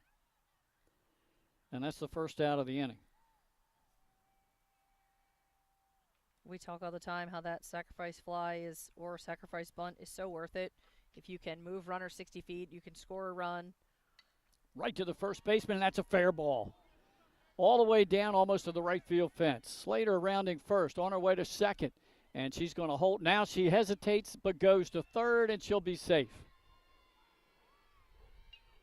We'll give Slater a double, and she moves to third on the throw. And I told you she hits to the right side of the field. And boy, she really did that time. Thanks, Jay. 7-0 lead now for Cape as they scored 2 last inning and now 3 so far this inning. And head coach Dan Pisani wants to have a meeting in the circle. Roundtree's up, who doubled her last time up. She's 1 for 2 in the game. When you get to the point now, if you're Archmere, you want to try to avoid being 10-run. Absolutely. This little meeting here is just to kind of break the momentum the Cape's got right now and settle his defense down. Talk to his pitcher, I'm sure, about hitting the spots. She's been pretty effective with the changeup. I'm surprised we haven't seen that more out of her today. Seems to be a good pitch for her. Yeah. Especially against Cape's big hitters, because even if they do get a hold of it, it doesn't have a lot of speed, so it won't go that far unless they really power it and barrel it up. So Roundtree doubled last inning. On deck is Justice, who singled last inning. Just 1 out here in the top of the 4th inning. So here's Roundtree, who doubled and knocked in a run. She got fisted on that one. She got jammed up. Little foul ball over top of the Cape dugout for a strike. Slater is down at third base. Swung at a low pitch and a miss, and here comes Slater, and she'll score easily for run number 8. Ball and a strike on Roundtree.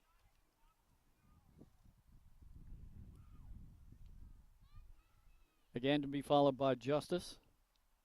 Ground ball, left side. That was a bad hop on Polsky. That hit her up high. I don't know. Coach, what do you think? Infield hit? I don't know. It's kind of the same play over at first base. How'd you score the little hard hop at first base? I gave that an E3. Yeah, so, I mean, I'm a little old school. If you touch it, you should catch it. Otherwise, it's an error. So Roundtree is on for the second time with the bases clean. 1 out. They checked on Polsky, and she's all right. Brings up Justice, who has singled in 2 at-bats.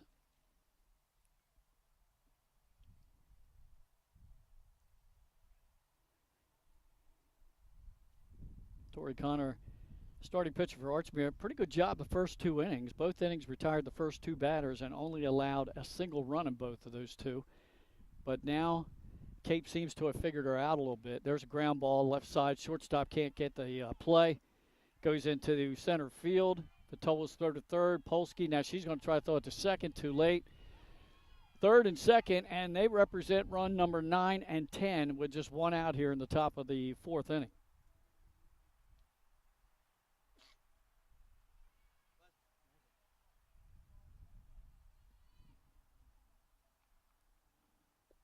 That brings up Hudson, who is 0 for 2. She's flied out to right field and struck out.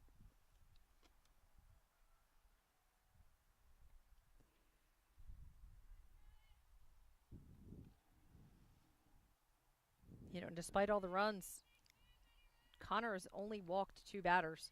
So Cape's just putting the ball in play, and defense can't make the plays behind her. Makes it a tough day in the circle. And she's taking a lot of time here.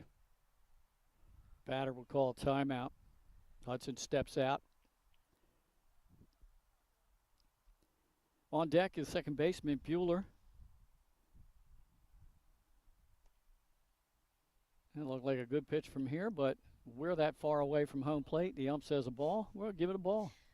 It's hard to tell those inside and outside pitches from this far away. He told us before the game not to give him a hard time, so we won't. It's 2 balls and a strike, and then he went and sold out the base umpire. He said, you want to give somebody a hard time, give it to the base umpire. Hey, at least he's signaling ball or strike. We've had some that have stopped doing that about halfway through a game. It's tough to tell, but he's doing his job back there. It's all good. Yep. Change up, miss low. They thought about advancing the runners, but they're going to hold them right there. Yeah, you get some umpires in softball they're so delayed on the strike call. It's almost the pitcher's ready for the next pitch before they make the call.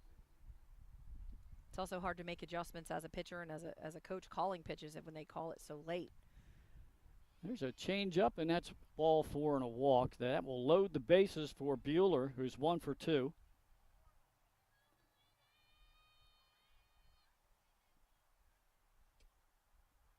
Still just 1 out in the inning. Yep. So Archmere's got to force anywhere if it's in the infield. I would suspect runners will tag if it's a fly ball to the outfield. She had a nice fly ball to left last at bat. Connor's first pitch got the outside part of the plate for a strike. 0-1 to Bueller. Flied to left field the last time up. Went down and dug 1 out. That's going to be a tough play, and they're not going to get anybody. Everybody moves up 1 base.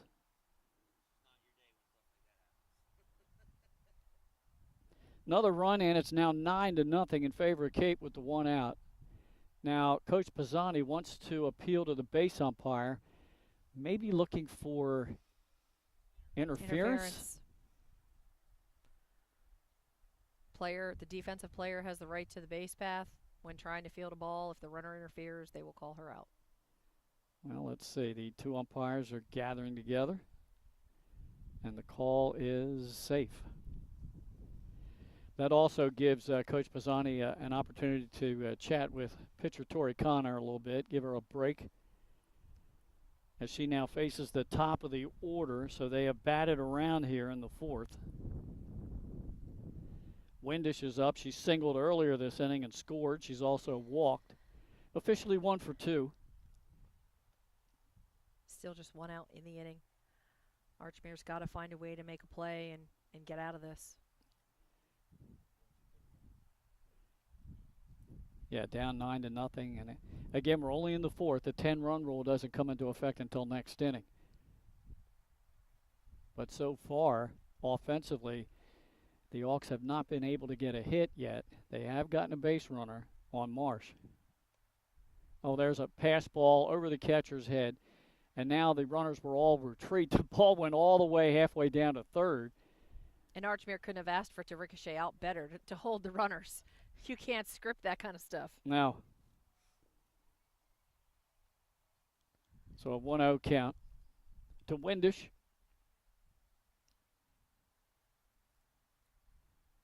Nice change. Yep, down low, missing. 2-0 count. Now you're at the point where you got to come in with a strike. Credit to Tori Connor, though. She floats that changeup in there, just trying to see if they'll bite on it and see if they'll chase it a little bit. It's not far off. She came back with a little heat there and got a swing and the miss. And that's all you're looking for out of a changeup. It doesn't have to be in the strike zone. You're just trying to see if they'll bite on it and can you get them to take a swing at it. And they have gone after a couple of low pitches today. 2-1 pitch. Fly ball, center field, gone back. Vitola makes the catch. She'll make the throw over to third, and Polsky should just hold that, and she does, because that girl was going to score anyhow.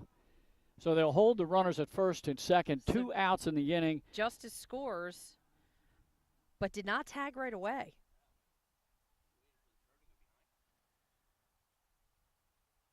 And I know I saw Coach Tack kind of throw his hands out like, what's going on? That brings up Calciano. Shortstop is officially 0 for 3, scored a run. She's reached on an error, grounded out, and flied out to right. And she takes a called strike.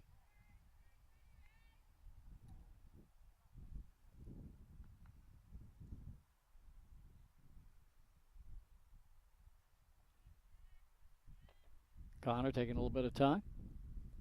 Change up, out towards left center field. Vitola calls this one and makes the grab for the final out of the inning.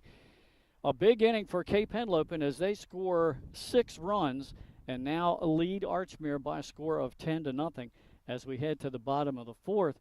Looking to see if Archmere can get something going offensively as they will be around to Vitola, Polsky, and Schaller, the meat of the order here in the bottom of the fourth inning.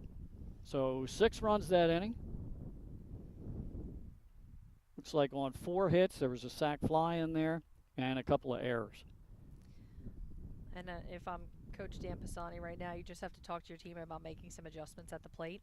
They finally did get a runner on in the previous inning, but they're going to have to do a lot of work to cut into this lead that Cape Henlopen has right now just after a tough inning. And looks like there are some defensive substitutions coming in for Cape Henlopen. Just looking at different numbers and different players. So it looks like Sophia Ty is coming into first and Eden Fredericks coming into second. Right. Marsh is still pitching, and we'll see what they do with the outfield. But the Archmere team here just has to get in the box and make some adjustments and do it differently than they have if they have been unsuccessful against Marsh. And see if they can get some runners on and plate a run or two here in this inning. We talk a lot of times about just get me 1 run an inning, and that kind of keeps it manageable in the kids' minds. And most softball games, if you score 7 runs, you stand a pretty good chance of winning them. So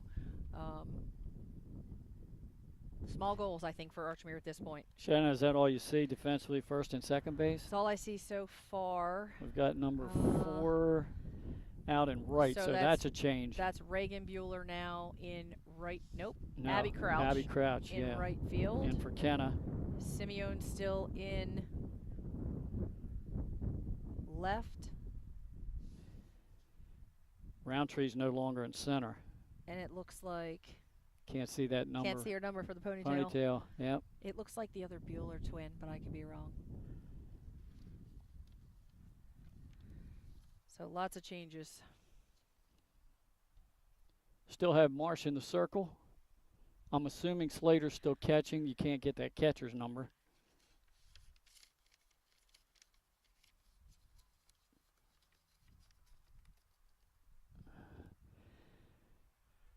So we're just waiting for the umpire. He's given all the changes to Archmere, making sure they have them.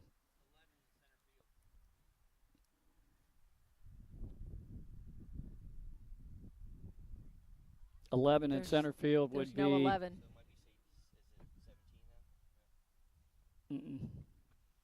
Unless it's. And I think Olivia Hears might have gone in to catch. Okay, well, you said Reagan Bueller's, who I don't have her with a number. It could be her. Could be. And now in center field. First pitch to Vitola is fouled straight back for a strike. Well, that's the only. That's got to be blank. her. Well, yeah, so Reagan Bueller It's now in gotta be center Reagan. field. All right. Ryan Vitola, only our second at bat of the game, struck out back in the first. Archmere looking for their first hit of the game. That was down low for a ball. Polsky on deck, Schaller in the hole for the Hawks. Bottom of the fourth inning. It was a close ball game until last inning. Kate broke it open with a 6-spot. Another foul straight back. So a ball and 2 strikes.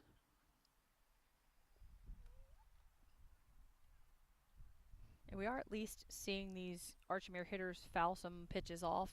That's they're only coming around to see Abby Marsh for the second time. Right.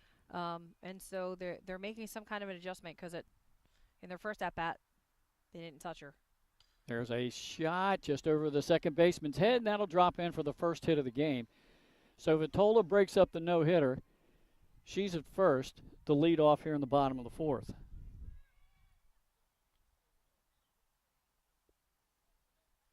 Only the second base runner against Marsh for Archmere, and that brings up Polsky, the third baseman.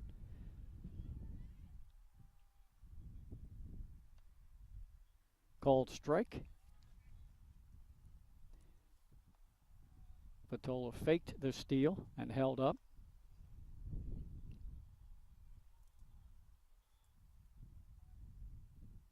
Marsh ready in the circle. That's high for a ball. And that is Olivia Hears behind the plate for Oh. Jalen Slater. Okay. Another defensive switch. I'm not sure we still have Windish at third either. There's a ground ball that is foul down the third base line. That's still Windish at third. Is it? Okay. Yep. Polsky just got out in front of that one a little bit too quickly. Otherwise, Vitola has a lot of speed. And that could have put the Hawks on the board. We'll see here now. 1-2 pitch. Swung at a high pitch. Throw down to first. Vitola back safely. 1 out in the inning. It brings up Schaller. Grounded out to shortstop on a really good play by Calciano back in the second. She went deep in the hole. And that previous strikeout is 5 for Abby Marsh today. Let's see if Schaller can get a nice hard stroke on this pitch. There goes Vitola, swing and a miss. Throw down to second, easily makes it. The throw gets past the shortstop out to center, but Vitola will hold it right there with a stolen base. That's the 37th of her career.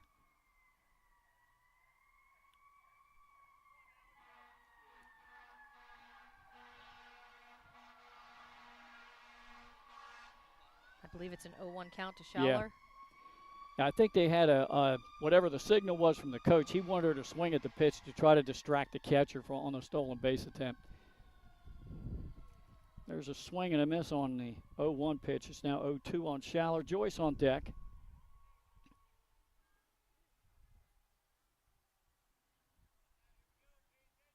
I don't know whether Coach Pisani would try to steal her on third or not. There's a high pitch outside for a ball. 1 ball, 2 strikes on Katie Schaller. 1 out here in the bottom of the fourth. Runner has an aggressive lead, so any slight bobble, I believe she'll take off. Swing and a miss. And there's another strikeout. 2 outs now.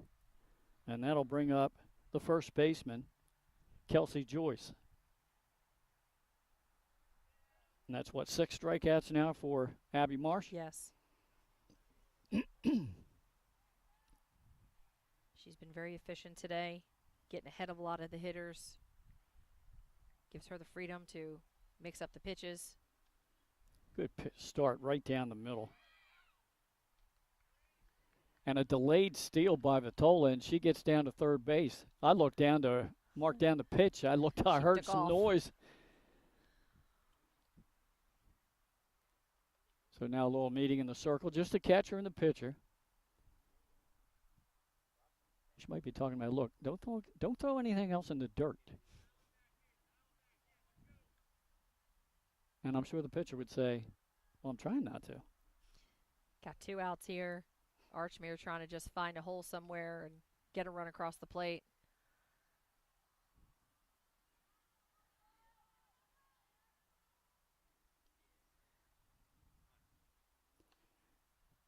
And that one's fouled just out in front of the plate. So an 0-2 count on Joyce, 2 outs. Vitola the runner at third. We're in the bottom of the fourth with Cape on top 10-0.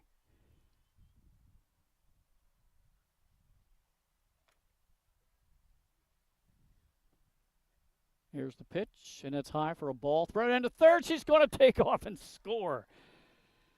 Well, Vitola baited the catcher, and it worked.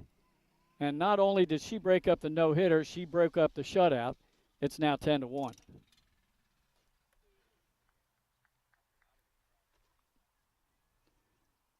Is that 3 stolen bases on that? Yes, well yeah. At least 2. At least 2. And we got a ball and 2 strikes on Joyce. That's down low for ball 2. 2-2 count. Ruby Miranda, the catcher, is on deck for Archmere as they push across a run here in the bottom half of the fourth inning.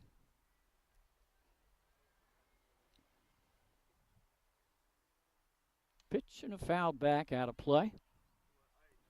Yeah, I think you're right. I think most of these batters, and because Marshall was so efficient early in the game, it's only the second look at her, but they're starting to make a little contact. We talk all the time about being a player that can make adjustments. If you get in the batter's box and just keep doing the same thing over and over and over again, the results are not necessarily going to be different. So it is about getting in with a different approach, dialing in, doing something different, making that adjustment to be able to put the ball in play and give your team a fighting chance. Swing and a miss on a rise ball. That will end the fourth inning, but Archmere breaks up the no-hitter and the shutout. Cape still with a hefty lead of 10-1 as we go into the fifth inning here on Delaware Live, powered by 302 Sports. The things that matter most happen right in our own backyard. Our neighbors, our schools, the places we go, and the people we know. And now there's one news outlet where our story is told. Delaware Live. Locally owned, community-based news. Free to every reader, because Delaware's future belongs to all of us. Quality journalism we can trust to help us take on the day. Delaware Live. Our state, our news, our home. Hi, I'm Scott Kammerer from Sodell Concepts. Today we're at Thompson Island Brewing Company in Rehoboth Beach, Delaware. Come check us out. Located in the Rehoboth Gateway next to Blue Coast Rehoboth, Thompson Island will follow the Sodell tradition of serving beautiful, simple food that will pair perfectly with our fresh homemade beer. Thompson Island is a perfect place to have dinner with your family, enjoy happy hour with friends at the bar, or spend a day in the beer garden playing bocce ball and ping pong. Thompson Island Brewing Company in Rehoboth Beach, Delaware, open 7 days a week. See you soon. Hi, I'm Scott Kammerer from Sodell Concepts. Today we're at Thompson Island Brewing Company in Rehoboth Beach, Delaware. Come check us out. Located in the Rehoboth Gateway next to Blue Coast Rehoboth, Thompson Island will follow the Sodell tradition of serving beautiful, simple food that will pair perfectly with our fresh homemade beer. Thompson Island is a perfect place to have dinner with your family, enjoy happy hour with friends at the bar, or spend a day in the beer garden playing bocce ball and ping pong. Thompson Island Brewing Company in Rehoboth Beach, Delaware, open 7 days a week. See you soon. Hi, I'm Scott Kammerer from Street sub would be Reagan Bueller. Okay. I'm going to guess on this here. Oh, we're back. You and I are just chatting along here, and our producer, Jason Winchell, is giving me the finger. We're trying to figure out all the substitutions that Cape made last inning and who's straight subbing and is he taking out the flex? And Hey, he made so many changes. guys, you're on. Olivia Hears will lead it off. Big day for her. First pitch from Tori Connors is high and outside for a ball. What has she done today? Well, she let her first inning, a home run, a 2-out solo shot. She singled, scored a run in the third, and she singled and scored a run in the fourth. 3 for 3, 3 runs scored, a couple of RBIs, and she swings and fouls straight back, a change.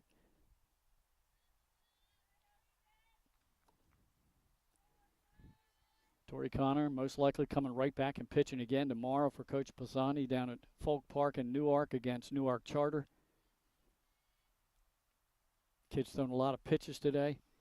She has her pitch counts kind of up there, which we had talked about pregame. Would be important for her to keep the pitch count down. Cape hitters have seen a lot of pitches from her throughout the day. That pitch missed high for a ball.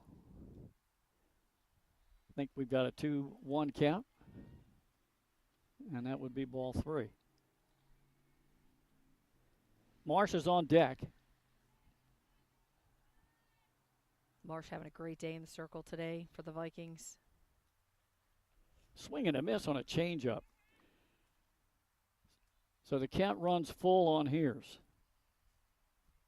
I wouldn't be surprised to see Connor come back with another change. I was going to say, when you find that pitch they're going to swing through and can't hit, you keep coming. She did, but she missed low with it. Hears reaches base for the 4th time today, that time with a walk, and that brings up the pitcher Marsh. Marsh today scored a run. She's flied out, been hit by a pitch, and reached on an error. Swings at that low pitch and fouls it off. Right behind her teammate on deck. Abby's fly out to left was a sac fly, so she was able to pick up the RBI. She fouls that one down the left field line. So Connor ahead in the count. No balls, 2 strikes. We're in the top of the 5th inning here at Archmere Academy. First time we've ever been able to do a softball game live stream from here. So we want to thank the staff up here for helping Nick Halliday out. He came out and scouted out the site and the position earlier in the week. And I guess the team was out here practicing. He got them all excited about them being on a live broadcast. That's low and in the dirt. Hears will take off and reach second without a throw.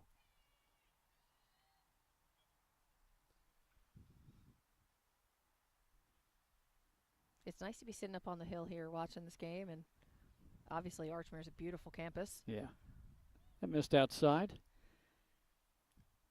Should be a 2-2 count now.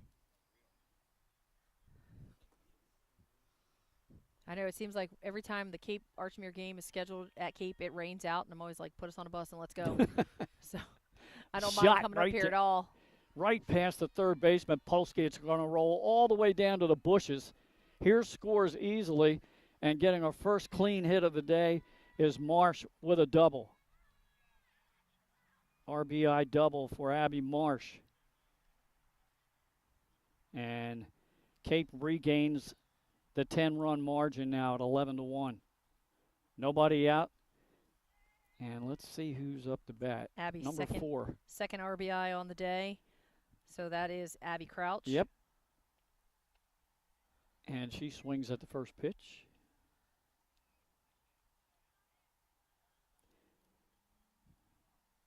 A lot of substitutes for Coach Tack last top of the inning. This is one of them. There's a fly ball in the left center gap, caught by the left fielder, and hustling back to second base is Marsh, and she dives back in. Nice catch by the left fielder. Good catch by Bella Rapucci. She's made a couple out there today. Out number 1. Marsh must have thought that was going over her head because she took off. And this would bring up Reagan Bueller, the sophomore, swings through a rise ball for a strike.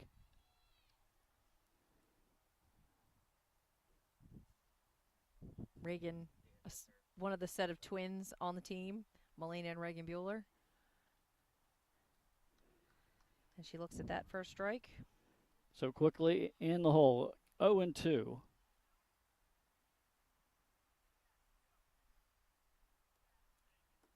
Connor, the delivery, change up, fouled off, just swung around late on that one. Count holds at 0-2.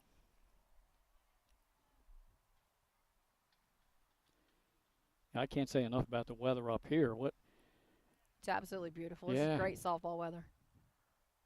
Ball carries well in this weather too.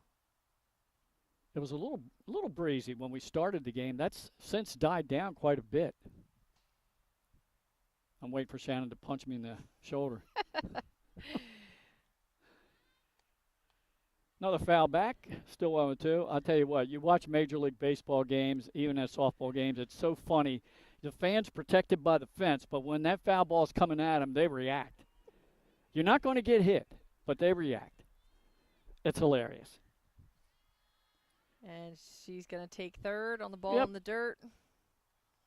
Moves Marsh to third.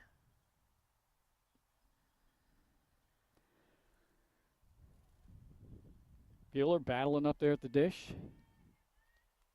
There's a line shot right in between third and short, a base hit for her, and another run in, and it's 12-1.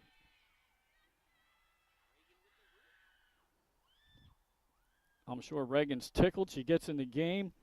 A line shot for an RBI single. Grabs an RBI while she's at it. 1 out. Called strike on the next batter, and that is Kenna Justice.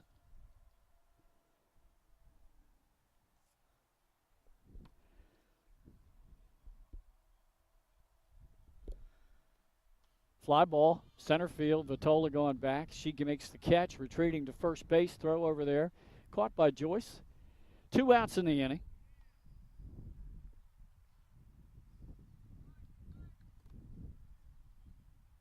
This will be Sophia Ty coming to the plate.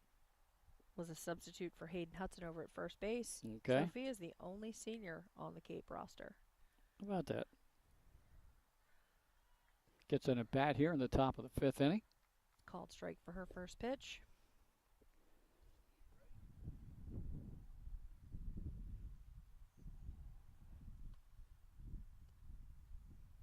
Just missed outside, a ball and a strike. Yeah, so this Cape team's going to stay together for a little while longer. Yeah. Bunch of sophomores. Be around for another 2 years. Swing, and I think she fouled it. No, it was a clean miss. Got away from the catcher, though, so the runner, Bueller, moves up to second. Ball and 2 strikes with 2 outs here in the top of the 5th. If this score holds, Archmere will need to score twice to extend the game in the bottom half. Foul back.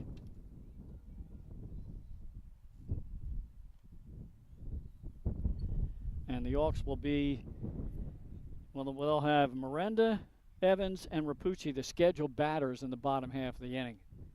There's a shot, left center field, left fielder gets it. Another put out for that left side of the outfield, and the final out in the top of the 5th inning. So a couple of runs here for Cape, a couple of hits, and 1 runner left on. We go to the bottom of the 5th. It's 12-1, and as we said, Archmere needs to, it is, 12-1. So Archmere needs to score 2 runs to keep the game alive.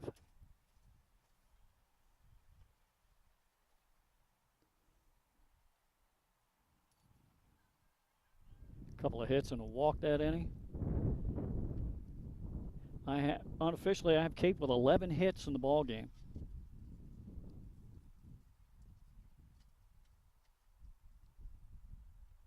I do as well. All right, as we said, Miranda will lead it off. Ruby Miranda, the catcher. And I believe we still have, yes, Marsh is going for the complete game. She's thrown a 1-hitter, allowed just the 1 hit, 1 run, and only 2 base runners, a hit and a walk.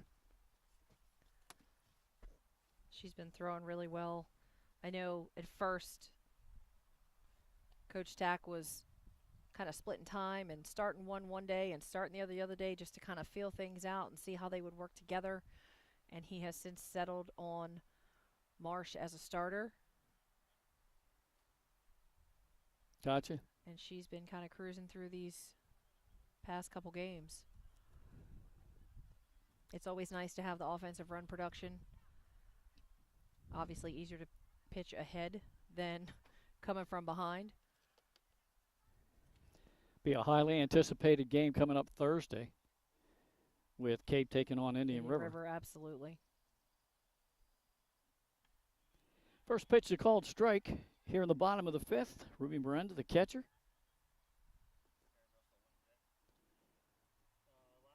Taking a look at the score, and Carabelle is up on Laurel 9-2 in that ball game down at Bear.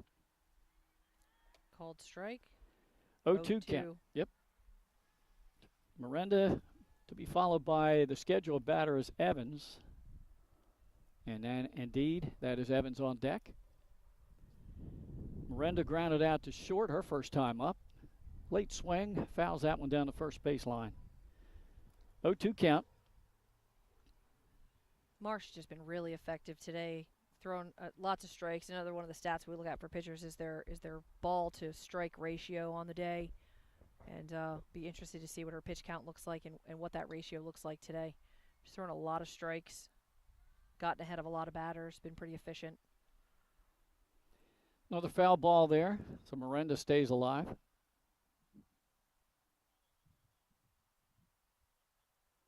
Abby Marsh, also a multi-sport athlete, playing field hockey at Cape. Swing at a rise ball, and there's strike 3. One out here in the bottom of the fifth inning. That is her 8th strikeout today. 8 strikeouts and a one-hitter. Pretty impressive performance today. Only offered 1 walk. That brings up Evans, the second baseman.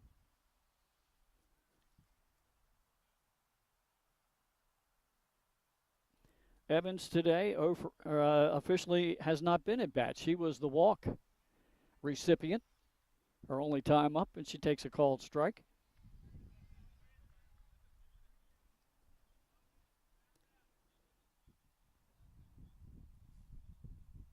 On deck is Rapucci. There's a called strike on the inside part of the plate. 0-2 count on Evans. Archmere down to their final 2 outs. Abby Marsh has thrown 16 first pitch strikes. That's very efficient. Going after people.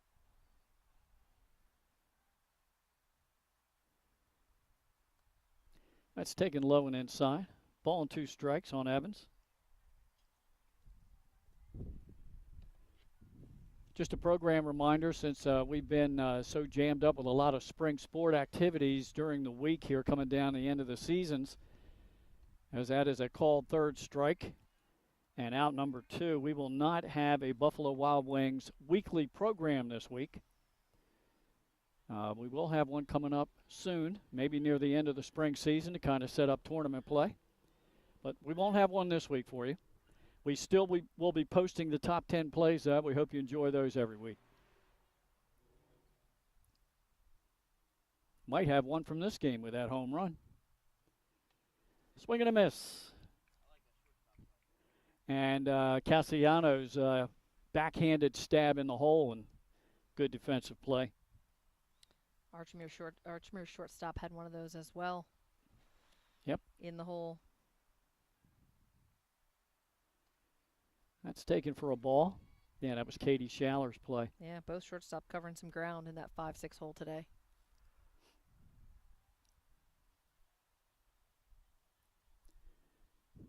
Marsh gets the call from the dugout. She's on the rubber, ready for the 1-1 delivery.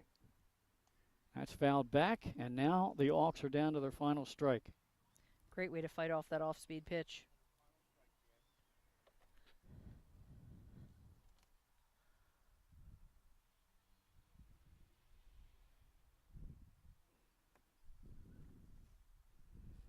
Marsh is ready.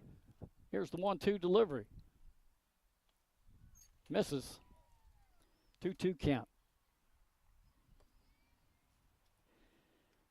This week so far, the weather's been so much different than last week. Last week it was cold and damp and rainy and just miserable. Welcome to springtime in Delaware. Yeah. Tends to be like that. Change up. She got a little bit of something on it, just got it out of the reach. Nice hustle by Sophia Tide, first baseman for Cape. And she just quite couldn't get there in time. So the count holds a 2-2.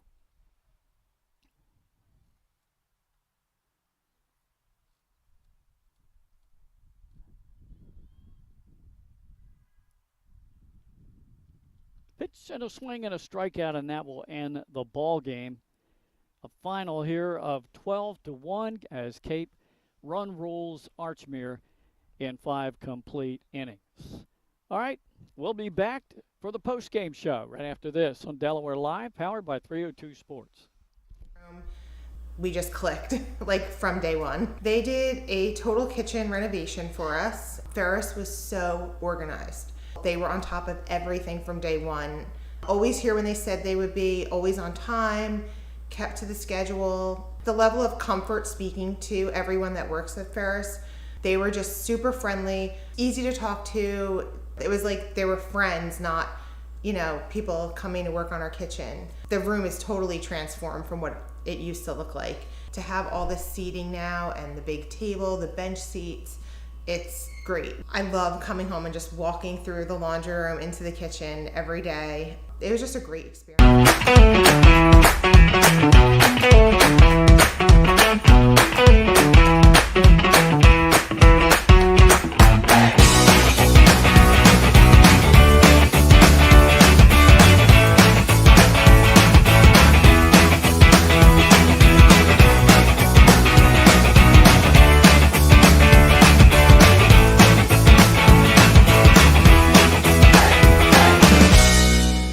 Welcome to Premier Physical Therapy and Sports Performance. We're a locally owned outpatient physical therapy practice with convenient locations in all 3 counties in Delaware. At Premier, we have experienced physical therapists with advanced credentials, but their hospitality, passion, and enthusiasm is what makes the difference for you. Find our convenient locations at premierptsp.com. You may have tried physical therapy. But have you tried Premier? Back here at Archmere Academy, final today. The Cape Henlopen Vikings with a 12-1 5-inning run rule victory. Glenn Fraser here alongside Shannon Timmons. Here's the line score. Cape 12 runs on 11 hits, 1 error. And Archmere Academy 1 run, 1 hit, and they committed 6 errors in the field. And we took it easy on the umpires today. They really didn't give us too much reason to get on them. We tried. We tried, but once or twice we tried. Let them off the hook. Well, if I had to say anything about players of the game, let's start in the circle with Abby Marsh, Shannon. Absolutely. 10 strikeouts for Abby. Again, she just worked so efficiently. She got ahead of hitters through 12 or 13 first pitch strikes. An adjustment that Archmere wasn't able to make was knowing that first pitch is going to be a strike and to come out swinging. So they had a little bit of a tough time, at the plate making adjustments on her. And I think just in general today, efficiency is the word.